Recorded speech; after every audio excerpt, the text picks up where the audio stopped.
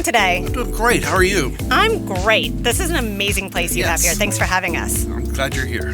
So, listen, this is my first time at Cannes, and I haven't come across Philo before. Could you tell me a little bit about what separates Philo from other streaming TV platforms, both from the consumer and the advertiser perspective? Yeah, so Philo's a virtual MVPD, which is like just a long-winded way of saying that we basically are like a cable replacement with all the entertainment brands that you've come to know and love. From Paramount Global, we have the ANC Plus library, Warner Bros. Discovery, Hallmark. So all of those channels really with the focus on entertainment and lifestyle. So we're the least expensive way to reach those, and our customers, they watch Philo just like it's like their main TV source. So they watch over 3 hours a day in the biggest screen in the house. Amazing. So tell me the acronym again. Virtual MVPD. So it's multi-video programming distributor. So it's like for Comcast, DirecTV, all those. It's something that the industry made up because they love initials. So it's seamless for consumers, and how does it look for advertisers? So for advertisers, we really focused on listening to what they had to say. So when we started the service, we said, how would you like to buy us? And they really wanted to buy our audience, which is really focused on, because of the entertainment and lifestyle focus, we have a primary female audience, multicultural. They wanted to buy that audience, but they wanted to buy it simply and easily. So we set up programmatic and direct resellers from the beginning. And so that means that what is good for the advertisers we have a fully logged in audience. We have first party data we can use for targeting in a privacy compliant way. We have all the things that they want, and we've spent a lot of time talking about what signals they want to see to make sure that we're the most seamless way for them to reach what the audience they want and measure it. That sounds amazing. So all around winning. What's new? What's happening this year? What are we talking about at Cannes? Yeah, so what Philo's done in 2025 is we've really tried to expand our offering to consumers. So we've launched a highly curated fast section, which can be free to users. So let's say you're watching your favorite show on Philo and it ends the season.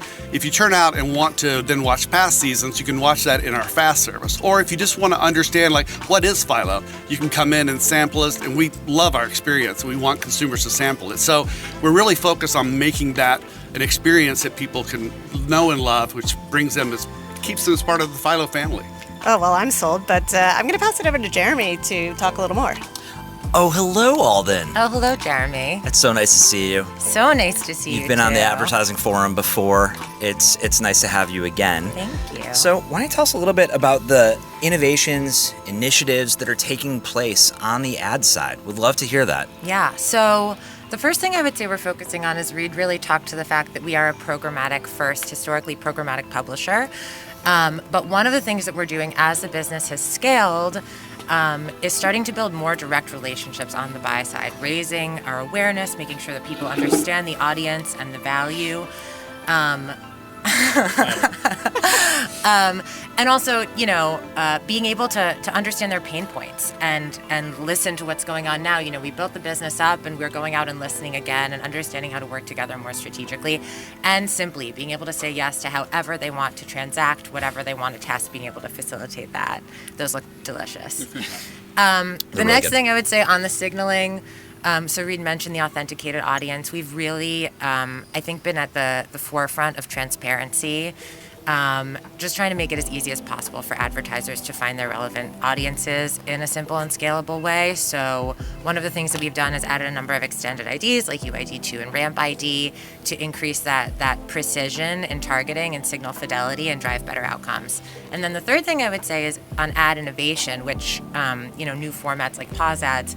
Pause ads aren't new necessarily, but the concept of pause ads being a more standardized format, and we're just starting to see some programmatic activation of pause ads, and so we're really excited to lean in on that in a way that's more scalable for us, but also more scalable for the buy side. It's amazing. That truly is amazing. Yeah. Kyle, would you like another grape? Perfect. So, thanks, Jeremy. Of course. Kyle.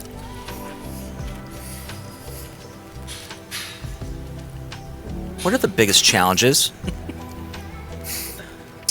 taking place in the CTV programmatic marketplace these days? Of course. So there's three main areas. The first one being signals, and there's buy side and sell side signals. One of the areas that we see for the sell side is us providing contextual IDs and audience IDs. The numerous amount that come out week over week, it seems. It's hard for us to manage, and it's hard for us to understand which ones to use. Continued, it's also very difficult to understand which one of those IDs by themselves or a combination of audience and contextual is actually good for a performance buyer and drives outcomes the most. Continued, there's auction complexity within the programmatic CTV space. So the auction mechanics are slightly confusing for us to get visibility into how the pricing logic and the prioritization of all the campaigns are working together. And so from a yield optimization perspective, holistically, it can become challenging. And lastly, there's measurement fragmentation.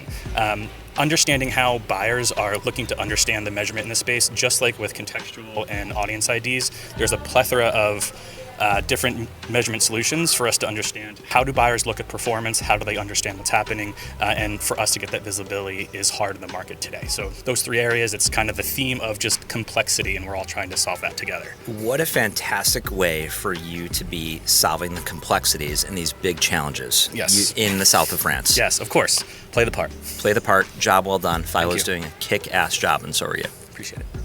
So Reed, you told us a little bit about what's new, but what excites you for the year ahead? Well, I think that really what is exciting for the year ahead is they're seeing so much change. So I think, as Kyle's obviously, playing the part here in France, I can use a cliche Really? is a nice French word, I think. I can use the cliche of, the curse of may you live in interesting times. I think that's what we're living. Wow. So with all the media consolidation on the programmer side, mergers, breakups, and on the ad side, all the new things happening, it's incredible. And I feel like we have, a ringside seat for everything that's happening. And so we're like Jack Nicholson at the Lakers game, but also we're on the court playing. Right. So it's exciting and terrifying all at the same time. Well, hats off to you guys for innovating, or should I say, berets off. Je passe toutes les nuits à marcher dans les rues et je laisse mon ennui